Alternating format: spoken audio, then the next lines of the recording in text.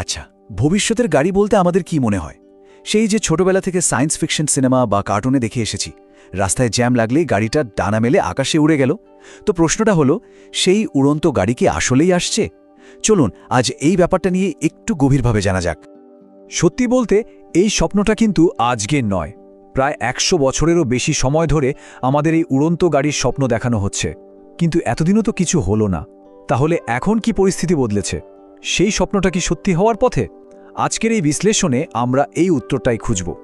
প্রথমেই একটা জিনিস পরিষ্কার করে নেওয়া দরকার, আমাদের স্বপ্ন আর যা বাস্তবে আসছে তার মধ্যে কিন্তু বেশ বড় একটা পার্থক্য আছে। দেখুন, বাঁদিকে আছে আমাদের সেই বহু পুরনো স্বপ্নটা, মানে নিজের একটা ব্যক্তিগত গাড়ি থাকবে যেটা নিয়ে ইচ্ছে মতো যে কোনো জায়গায় উড়ে যাওয়া যাবে। আর ডান দিকে আছে আধুনিক বাস্তবতা, এটা আসলে একটা শেয়ার্ড সার্ভিস হবে, মানে অনেকটা উবেরের মতো নির্দিষ্ট রুটে চলবে আর পুরোটাই হবে স্বয়ংক্রিয়। মানে এটা ব্যক্তিগত গাড়ি নয়, বরং একটা এয়ার ট্যাক্সি। প্রথমত, স্বপ্নটা বহু পুরনো। চলুন একটু পেছনে ফিরে দেখা যাক।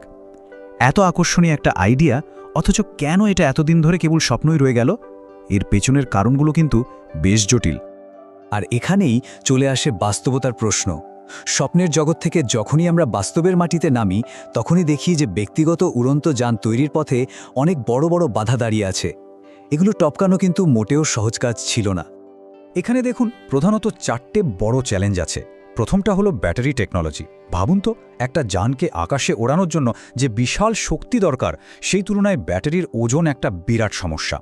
এরপর আসে আকাশপথের নিয়মকানুন, মানে আকাশটাকে নিয়ন্ত্রণ করবে কে?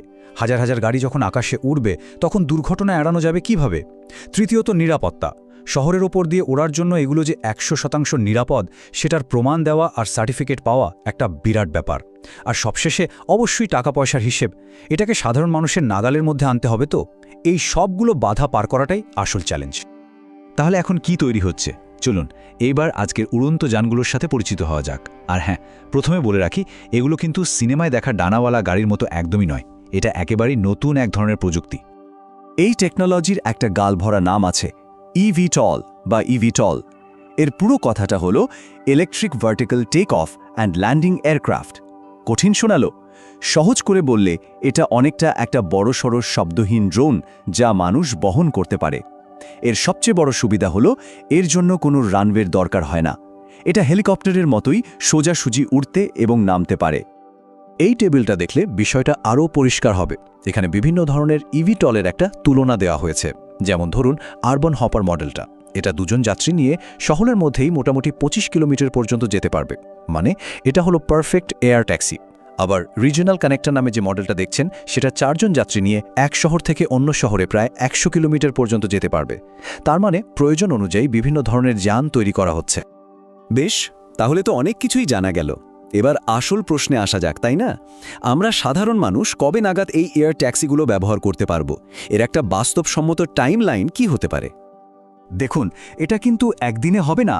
বিশেষজ্ঞরা বলছেন ব্যাপারটা কয়েকটা ধাপে হবে। এই দশকের শেষের দিকেই, মানে 2027-28 সালের মধ্যে দুবাই বা সিঙ্গাপুরের মতো কিছু আধুনিক শহরে হয়তো প্রথম বাণিজ্যিক ফ্লাইট চালু হয়ে যাবে। এরপর 2030-এর দশকে উত্তর আমেরিকা, ইউরোপ আর এশিয়ার বড় বড় শহরগুলোতে এই পরিষেবা ছড়িয়ে পড়বে। আর আমাদের দৈনন্দিন জীবনের একটা সাধারণ অংশ হতে হতে হয়তো 2040 সাল বা তারও বেশি সময় লেগে যাবে। আর সবশেষে চলুন একটু ভবিষ্যতের দিকে তাকাই। এই প্রযুক্তি যখন আসবে, তখন আমাদের চেনা আকাশটা যে পুরোপুরি বদলে যাবে, তাতে কোনো সন্দেহ নেই। ভবিষ্যতের শহুরি যাতায়াত ব্যবস্থা দেখতে ঠিক কেমন হতে চলেছে? কয়েকটা গুরুত্বপূর্ণ বিষয় মাথায় রাখতে হবে। প্রথমত, এটা নিজের ব্যক্তিগত গাড়ি হবে না, বরং একটা সার্ভিস বা পরিষেবা হবে।